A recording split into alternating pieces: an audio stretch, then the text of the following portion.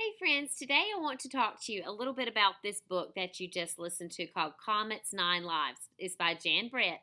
So if you haven't listened to it yet, head on over to that assignment first and listen to the book and then come back and look at this assignment. Okay, so Comet's Nine Lives. Comet is a cat, and bless his little heart, he is just wandering around Nantucket Island and he's looking for a home.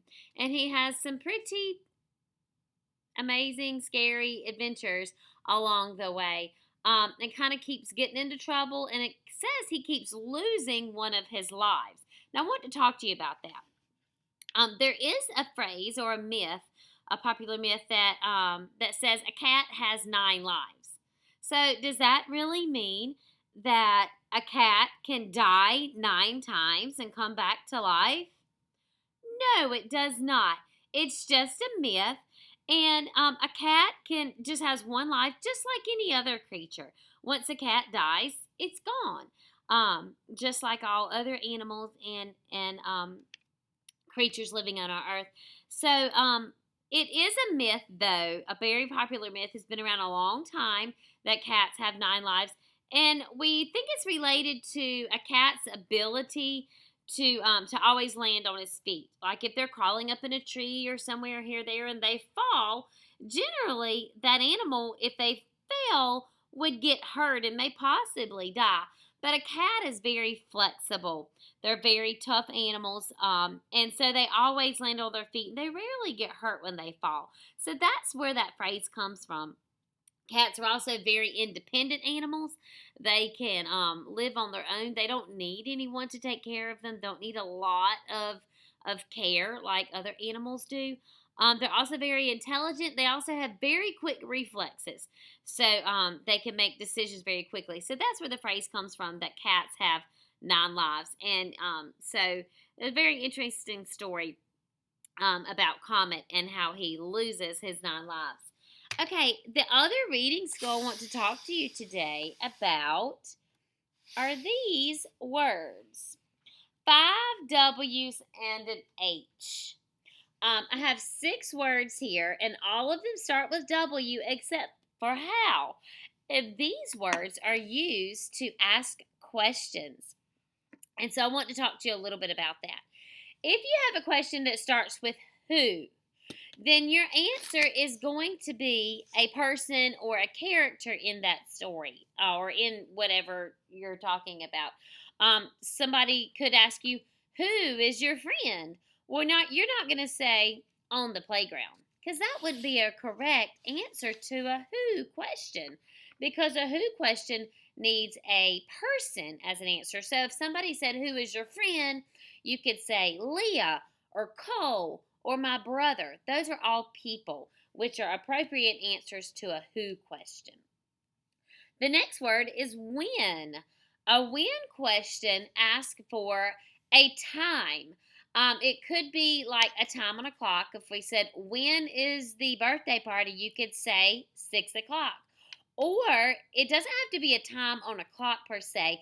The answer to a when question could also be a time, but not necessarily the time on a clock. Like if somebody said, when are you going to leave? You could say after supper or when it gets dark.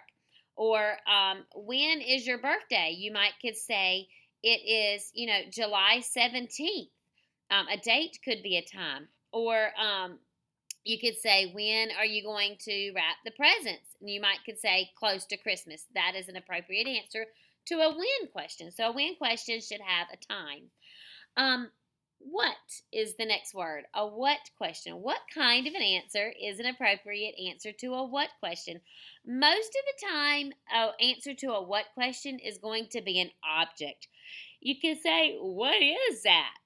You could, and that answer would be an object like you could a pencil or something like that. Or what are you sitting on? You could say a pillow or something like that. There are other types of answers to what questions, but most of them are going to be an object. Okay, our next question is a where question. Where? What kind of an answer would you give to a where question? Well, if somebody said, where is your coat? you're not going to say Demori. Demori is not an appropriate answer to a where question. A where question needs a place as its answer. So if somebody said, "Where is your coat?" you could say, "It's in the car," or "on the couch," or "at school." Those are all places: in the car, on the couch, at school. So a where question needs a place as its answer. All right, why? Why questions? A why question gives a reason. And it's generally going to have the word because in it. So, like if somebody says, "Why are you crying?" you might say, "Because I got hurt." Or, "Why are you wearing a coat?" and you're going to say, "Because it's cold." So, a why question gives a reason, and it's most of the time going to have the word because in its answer. And then the last one, the only one that does not start with a W, is how. And that one is a little bit more of a broad question. A how question is like can explain a process or explain a feeling. Like you could, if somebody said, "How do you tie your shoes?" and you would have to explain, "Well, first you crisscross your laces, and then you pull them tight, and then you loop it, and then you ball that stuff." So a how question would involve a process. The Another way you could answer a how question is maybe explain a feeling. If somebody says, "How are you feeling today?" you could say, "I feel very great today. I feel fine today." Or you could say, "I'm not feeling that well. My throat hurts today." So a how question can involve a lot of different types of answers. Now, today, what did I do with it? Here it is.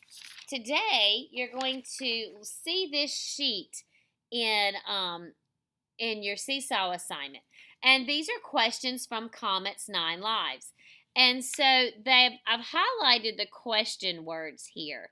So number 1, 2, 3, and 7 all start with the word where. And a where question needs a place. So the first question is, where does Comet live?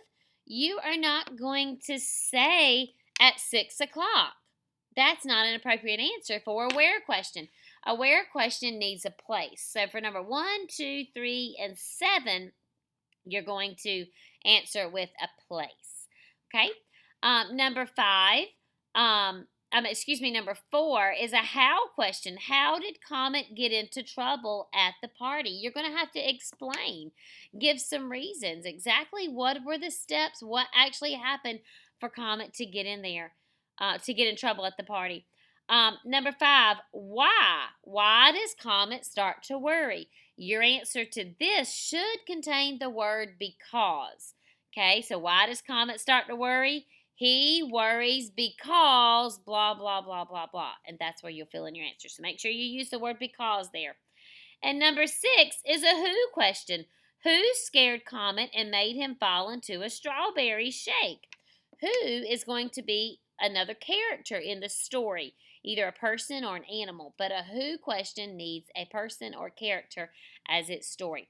So, take your time and answer these questions. You can use the T for text boxes to answer the questions and just put them right there on the seesaw assignment. I can't wait to see your answers, and make sure that your answer is appropriate for the question word that they're using here.